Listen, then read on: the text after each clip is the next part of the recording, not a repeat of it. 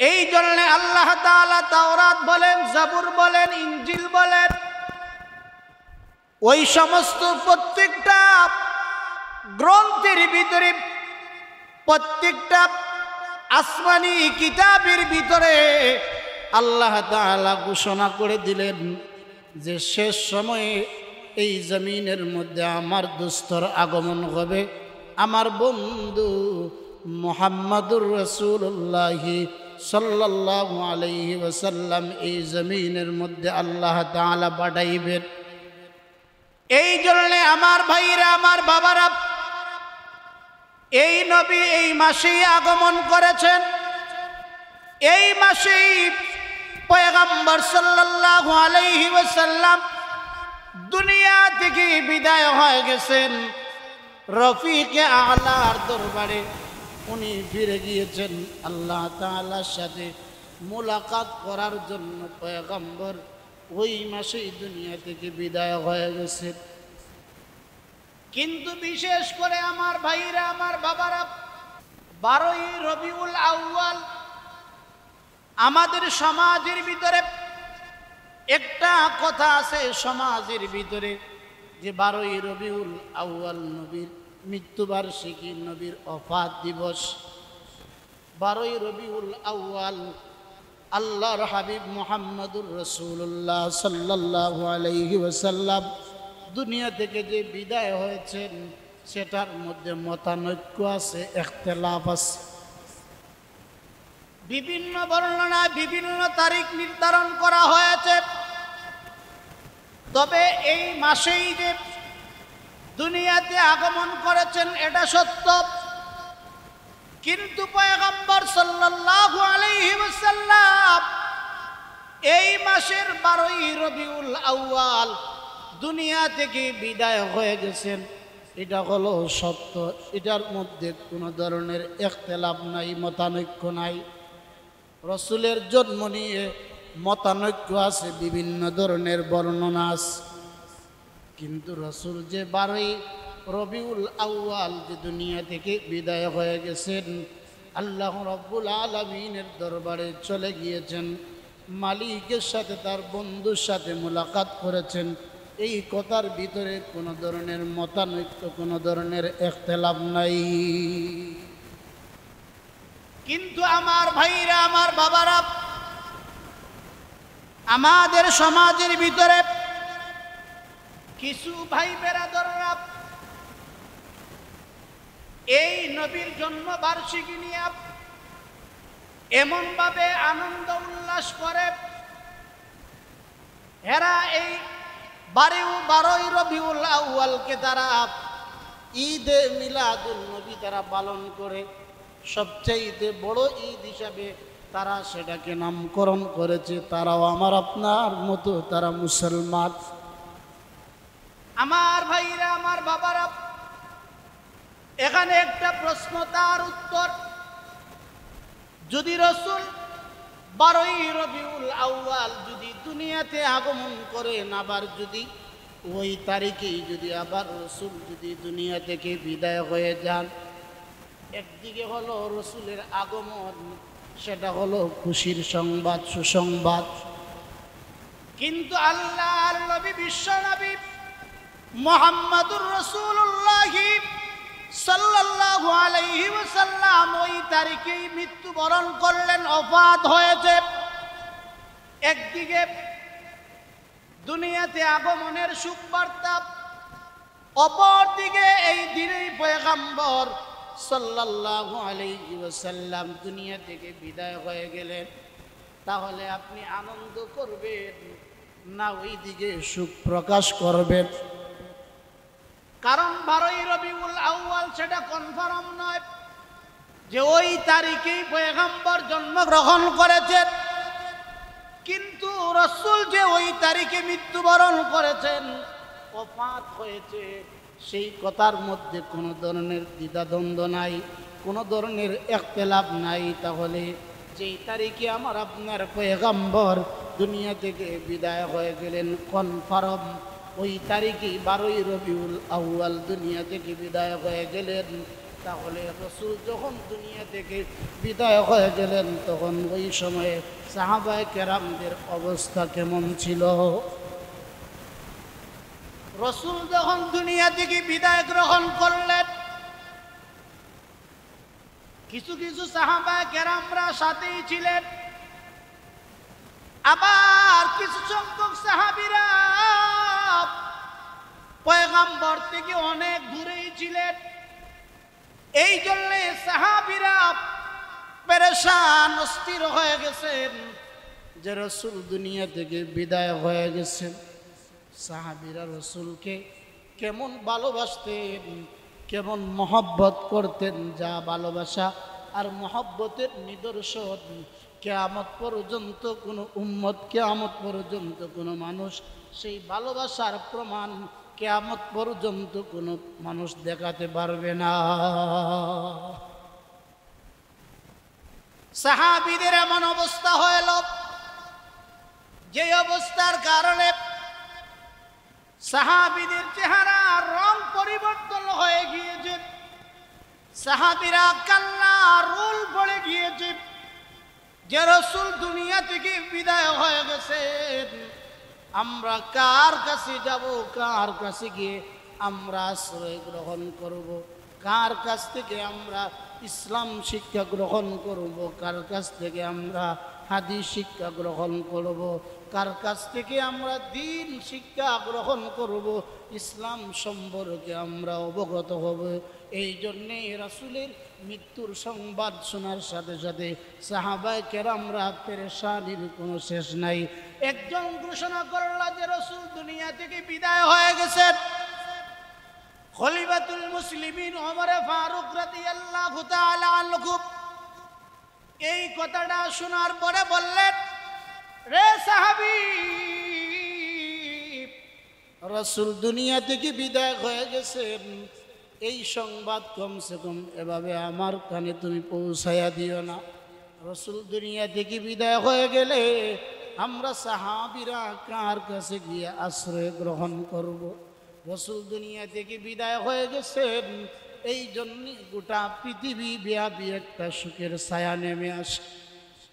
পৃথিবী ব্যাপী এমন একটা সময় অতিক্রম করল, সাহাবীদের মধ্যে এমন একটা কষ্টের ছাপ তাদের চেহারায় পড়ল, যে মনে হয় আকাশ ভেঙে জমিনের মধ্যে পড়লে যেই পরিমাণ কষ্ট অনুধাবন হবে, রাসূল দুনিয়া থেকে বিদায় হওয়ার পরে তার চাইতে কোটি কোটি গুণ কষ্ট হলো সাহাবীদের।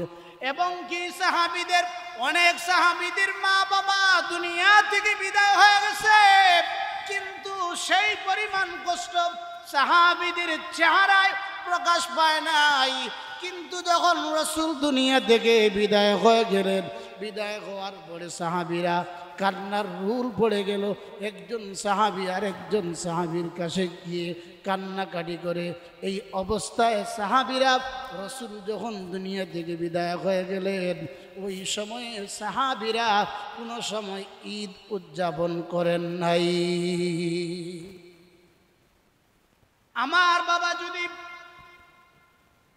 কোনো একটা নির্ধারিত তারিখে যদি আমার বাবা দুনিয়া থেকে বিদায় হয়ে যান, আবার যদি ওই তারিখেই বাবা যদি দুনিয়াতে আগমন করেন, তাহলে দুইটা তারিখ যদি একই হয়ে থাকে, তাহলে অবশ্যই অবশ্যই বুদ্ধিমান যেই সন্তান হবে, ওই সন্তান বাবার মৃত্যুবার্ষিকীর নামে ঈদ উদযাপন করতে পারে না, আনন্দ উল্লাস ওই সন্তান করতে পারে না। যেহেতু রাসূল দুনিয়া থেকে বিদায় হয়ে গেছেন, এজন্যই এই নামে রাসূলের ঈদ উদযাপনের নামে এইভাবে সমাজের ভিতরে আনন্দ উল্লাস বিভিন্ন ধরনের র্যালির মাধ্যমে আনন্দ করা যাবে না।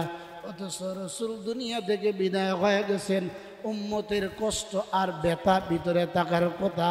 অথচ সমাজের ভিতরে কিছু মুসলমান আছে, যে মুসলমানরা এই তারিখেই রাসূল দুনিয়া থেকে বিদায় হওয়ার কারণে ওই মুসলমানের সন্তানরা তারা আনন্দ উল্লাস করে, মিছিল মিটিং করে। শুধু তাই নয় আমার ভাইরা, আমার বাবারা, বাংলাদেশের ওই সমস্ত মৌলবি দিয়া হয় না, পাকিস্তান থেকে হুজুর এনে বাংলাদেশে ঈদ উদযাপন করে, আনন্দ র্যালি করে। আবার সমাজের ভিতরে এমনও কিছু বেহায়া নির্লজ্জ আছে, যেই বেহায়া নির্লজ্জগুলা আমার আপনার পয়গম্বর দুনিয়াতে আগমন করেছেন অথবা দুনিয়া থেকে বিদায় হয়েছেন, এজন্যই নবীর আগমন এই তারিখে হয়েছে, এজন্যই তারা জন্মবার্ষিকী পালন করে। বিশাল আকারের একটা কেক নির্মাণ করে, অর্ডার দিয়া কেক, বড় একটা কেক এনে 12ই রবিউল আউয়াল আসলে কেক কেটে নবীর জন্মবার্ষিকী তারা উদযাপন করে। অথচ আমার ভাইরা তারাও মুসলমান, আমরাও মুসলমান।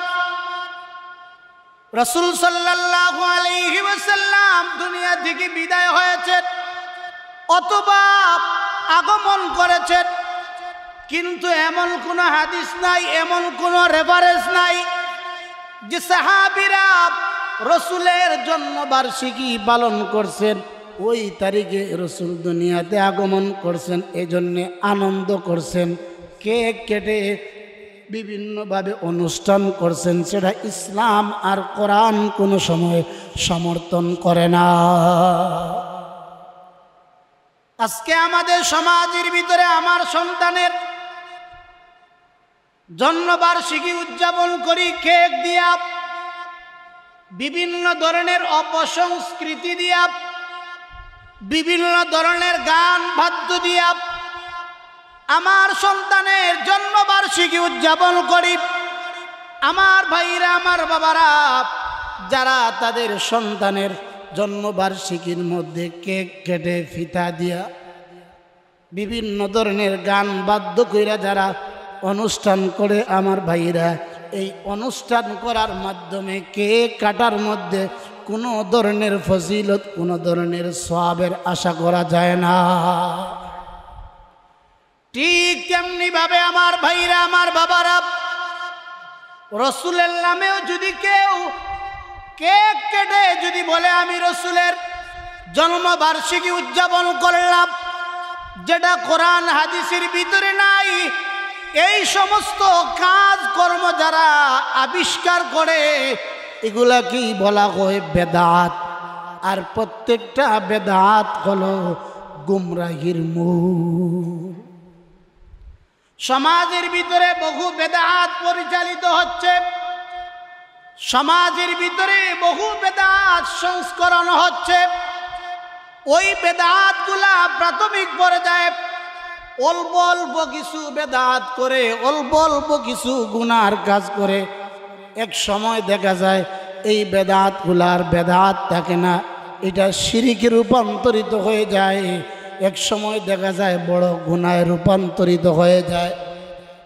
এই জন্য আমার ভাইরা, আমার বাবারা, আল্লাহর নবী, বিশ্ব নবী মুহাম্মদুর রাসূলুল্লাহ সাল্লাল্লাহু আলাইহি ওয়াসাল্লাম যেহেতু এই মাসে আগমন করেছেন, আবার এই মাসের 12ই রবিউল আউয়াল যেহেতু দুনিয়া থেকে বিদায় হয়ে গেছেন, আল্লাহ তাআলা তার হাবিবকে, তার বন্ধুকে যেহেতু এই দুনিয়া থেকে বিদায় নিয়ে গেছেন, এই জন্যে আল্লাহ তাআলা বলেন ওয়ামা আরসালনাকা ইল্লা রাহমাতাল লিল আলামিন।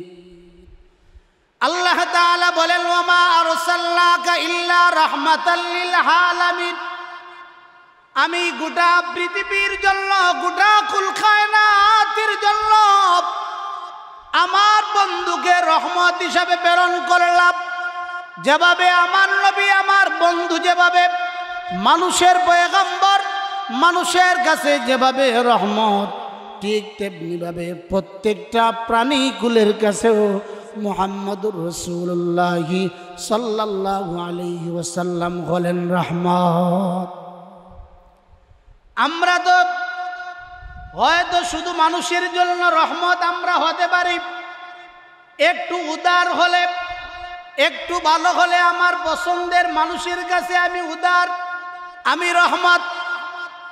কিন্তু আমার ভাইরা, আমার বাবারা, পয়গম্বর সাল্লাল্লাহু আলাইহি ওয়াসাল্লাম মানুষের কাছে যেভাবে রহমত ছিলেন, কুল কায়নাতের বিশ্ব জগতে যা কিছু আছে সকলের কাছে আমার পয়গম্বর, আপনার পয়গম্বর মুহাম্মদুর রাসূলুল্লাহ সাল্লাল্লাহু আলাইহি ওয়াসাল্লাম তেমনি ভাবে রহমত। একদিন পয়গম্বর সাল্লাল্লাহু আলাইহি ওয়াসাল্লাম মসজিদে নববীর মধ্যে বসা, এই অবস্থায় সাহাবীদেরকে কথা বলতেছেন, সাহাবীদেরকে নিয়ে আলোচনা করতেছেন। আমার ভাইরা, আমার বাবারা, হঠাৎ করে একজন সাহাবী রাসূলের দরবারে উপস্থিত হয়ে ওই সাহাবীর একটা কম্বল পরিহিত ওই সাহাবী কিছু বাচ্চা, কিছু পাখির বাচ্চা ছানাগুলা ধইরা নিয়ে আসছে। পাখির ছানাগুলাকে ধরে কম্বলের ভিতরে ঢুকাইছে, রাসূলের দরবারে উপস্থিত হয়ে গিয়েছে। রাসূল সাল্লাল্লাহু আলাইহি ওয়াসাল্লাম বললেন, সাহাবী তোমার কম্বলের ভিতরে কি? ওই সাহাবী বলে, ইয়া রাসূলুল্লাহ, ইয়া হাবিবাল্লাহ, আমি ওই দিক থেকে আসতেছিলাম, রাস্তা দিয়ে যখন হাঁটতেছিলাম হঠাৎ করে দেখি কিছু সংখ্যক পাখির ছানা উড়াউড়ি করতেছে একটা জায়গায়। আমি মুহূর্তের ভিতরে ওই বাচ্চা ছানাগুলা ধরে নিয়ে আসলাম। আল্লাহর নবী, বিশ্ব নবী মুহাম্মদুর রাসূলুল্লাহ সাল্লাল্লাহু আলাইহি ওয়াসাল্লাম বললেন, হে সাহাবী, তুমি ভালো কাজ করো নাই, তুমি অন্যায় করেছো, অপরাধ করেছো। কেন তুমি এই ছোট্ট বাচ্চাগুলাকে ধরে আনলা? কারণ তুমি কি জানো, তোমার মার কাছে, তোমার বাবার কাছে তুমি কি পরিমাণ আদরের আর কি পরিমাণ মহব্বতে। তোমার মা অথবা বাবার সামনে থেকে যদি তোমাকে ধরে নিয়ে যাওয়া হয় তাহলে তোমার অবস্থা কেমন হবে? অথবা তোমার সন্তানকে যদি কেউ তোমার সামনে থেকে ধরে নিয়ে যায় তাহলে তোমার মনের অবস্থা কেমন হবে? এই জন্য পয়গম্বর সাল্লাল্লাহু আলাইহি ওয়াসাল্লাম ওই সাহাবীকে বললেন, হে আমার সাহাবী, যাও ওই পাখির ছানাগুলা যেখান থেকে তুমি ধরে নিয়ে আসছো ওই পাখির ছানাগুলাকে আবার তার নির্ধারিত স্থানে যেখান থেকে নিয়ে আসছো সেই জায়গাতে তুমি রেখে দাও। কারণ তার মা বাবা পাখি হতে পারে, কিন্তু অবশ্যই অবশ্যই তার মা বাবা এই বাচ্চাগুলার জন্য বড় আহাজারি আর কষ্ট করতেছে। সুবহানাল্লাহ। এই জন্য আল্লাহ তাআলা অন্য কোন পয়গম্বরকে তাম পৃথিবীর রহমত হিসেবে অন্য কোন পয়গম্বরকে আল্লাহ তাআলা উল্লেখ করেন নাই। একমাত্র আমার আপনার পয়গম্বর মুহাম্মদুর রাসূলুল্লাহ সাল্লাল্লাহু আলাইহি ওয়াসাল্লামকে আল্লাহ তাআলা বলেন, ওয়ামা আরসালনাকা ইল্লা রাহমাতাল লিল আলামিন। আলমের বহুবচন হলো আলামিন। আলম হলো এক বচন আর আলামিন হলো বহুবচন। এই জন্য আল্লাহ তাআলা এই আয়াতের ভিতরে বহু বচন শব্দ উল্লেখ করলেন। রাহমাতাল লিল আলামিন, গোটা পৃথিবীর মানুষ তথা গোটা পৃথিবীর মাখলুকাতের জন্য রহমত হিসাবে আমি আমার পয়গম্বরকে পাঠাইলাম। এই জন্যে আল্লাহ তাআলা বলেন, পৃথিবীর মানুষেরা যেহেতু গোটা পৃথিবীর জন্য রহমত, এই জন্যে যারা এই পয়গম্বরের উম্মত যারা হলো তারাও তো কত সৌভাগ্যবান। এই জন্য আল্লাহ তাআলা এই পয়গম্বরকেও সবচেয়ে বড় শ্রেষ্ঠত্ব দান করেছেন, সবচেয়ে মর্যাদা আল্লাহ তাআলা এই পয়গম্বরের উম্মতদেরকে আল্লাহ তাআলা দান করলেন। আল্লাহ তাআলা অন্যান্য পয়গম্বরের উম্মতকে যেই পরিমাণ শ্রেষ্ঠত্ব আর মর্যাদা আল্লাহ তাদের চাইতে আখেরি জমানার পয়গম্বর মুহাম্মদুর রাসূলুল্লাহ সাল্লাল্লাহু আলাইহি ওয়াসাল্লামের উম্মতদেরকে আল্লাহ তাআলা অন্যান্য উম্মতের চাইতেও আল্লাহ তাআলা এই নবীর উম্মতকে আল্লাহ তাআলা দামি উম্মত করে এই জমিনের মধ্যে আল্লাহ তাআলা পাঠাইছেন। সুবহান। যেহেতু এই পয়গম্বরের উম্মতেরা দামি উম্মত, এই জন্য দামি উম্মতের দামি কাজ।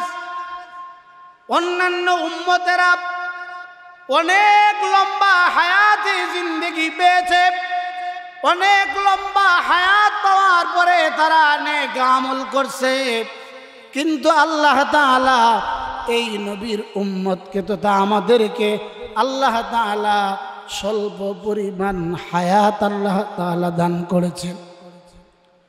এই স্বল্প পরিমাণ হায়াতের ভিতরে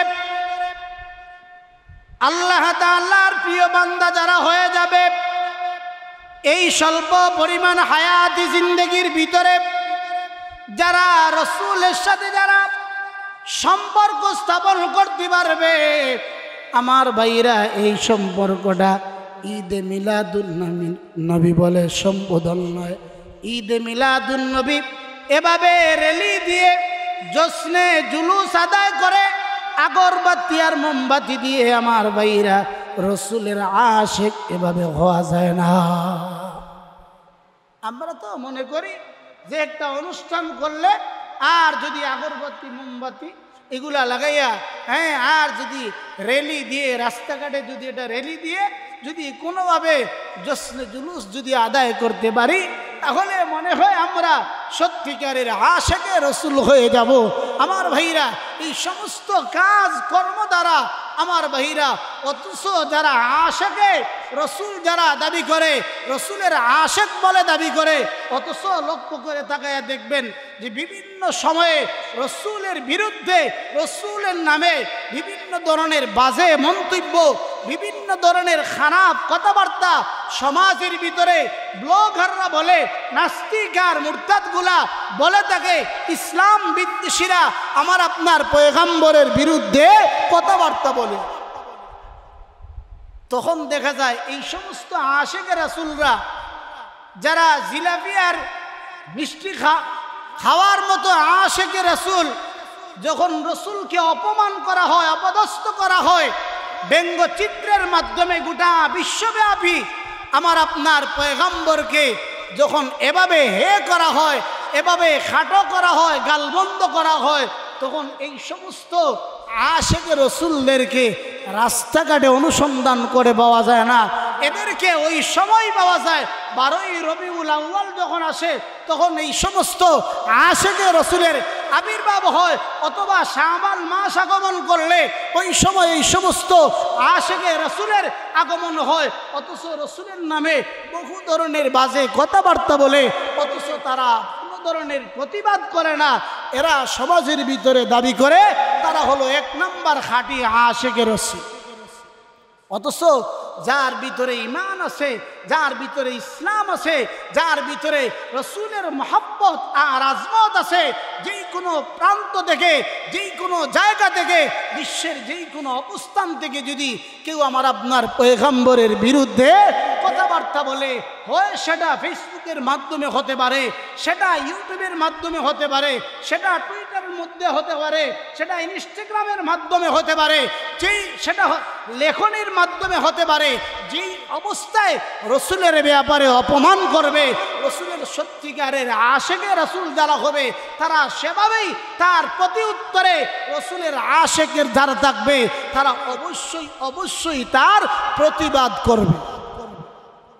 আজকে সমাজের ভিতরে এই প্রতিবাদটুকুও করলে সমাজের ভিতরে কিছু মানুষ আছে যাদের গায়ে জ্বালা শুরু হয়ে যায়। এই সমস্ত প্রতিবাদ করলে যদি দেখা যায় রসুলের বিরুদ্ধে ব্যঙ্গচিত্র করে, যারা রসুলের বিরুদ্ধে কথাবার্তা বলে, আজকে এই সমাজের ভিতরে এই কিছুদিন আগেরই তো ঘটনা, যে রসুলের বিরুদ্ধে কথাবার্তা বলল, এই দেশের মানুষগুলা, এদেশের বড় বড় ক্ষমতাধররা এদের সাথে মুসাফা করছে। মুসাফা বহুত বড় বড় রাজনীতিবিদরা রসুলের বিরুদ্ধে কথা বলেছে, তার সাথে সৌজন্য সাক্ষাৎ করেছে। অথচ এদেশ হলো মুসলমানের দেশ, এদেশ হলো আলেম ওলামাদের দেশ, এদেশ হলো পীর মাশায়েখদের দেশ। অথচ এই দেশে রাসূল বিদ্বেষীদের সাথে মুসাফা করে, এদের সাথে ভালো একটা সম্পর্ক লিয়াজু তৈরি করা হচ্ছে। আমার ভাইরা, আর রাসূলের পক্ষে যদি মুসলমানেরা মাঠে ময়দানে নামে, তাহলে বলে এরাই হলো দেশের ভাবমূর্তি নষ্ট করতেছে, এরাই দেশে অরাজকতা তৈরি করতেছে, এরাই দেশে অসামাজিক বিভিন্ন কাজকর্ম করতেছে, এরা দেশের শান্তি বিনষ্ট করতেছে, একথা বলা হয়। অথচ সব ধরনের মিছিল মিটিং রাজনীতি যারা করে, বিভিন্ন ধরনের রাজনীতি বাংলাদেশে কোনো অভাব নাই, পক্ষে বিপক্ষে বহু ধরনের রাজনীতি আছে। সব ধরনের রাজনীতি মিছিল মিটিং সবগুলা বৈধ, ইসলামের পক্ষে, রসুলের পক্ষে। মাঠে ময়দানে যদি কেউ একটু আওয়াজ বাহির করে, একটু মিছিল বাহির করে, তখনই দৌড়পাকড় শুরু হয়ে যায়। এতেই বোঝা যায় যে যারা দৌড়পাকড় করে, রসুলের পক্ষে যারা কথা বললে যাদেরকে দৌড়পাকড় করা হয়, শাস্তি করা হয়, কারা তাদেরকে দৌড়পাকড় করে এদেশের মানুষ ভালো করেই জানে। অতএব আমরা হলাম রসুলের আশেক।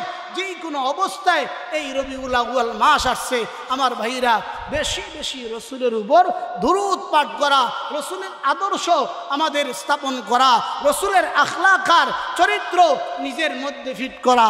আল্লাহ তাআলার দরবারে দোয়া করি, আল্লাহ তাআলা যেন আমাদের সবাইকে যেন রসুলের আদর্শ অনুযায়ী আমরা যেন জীবন যাপন করতে পারি, সেই তৌফিক আল্লাহ পাক আমাদের সকলকে দান করেন। সকলে বলি আমিন।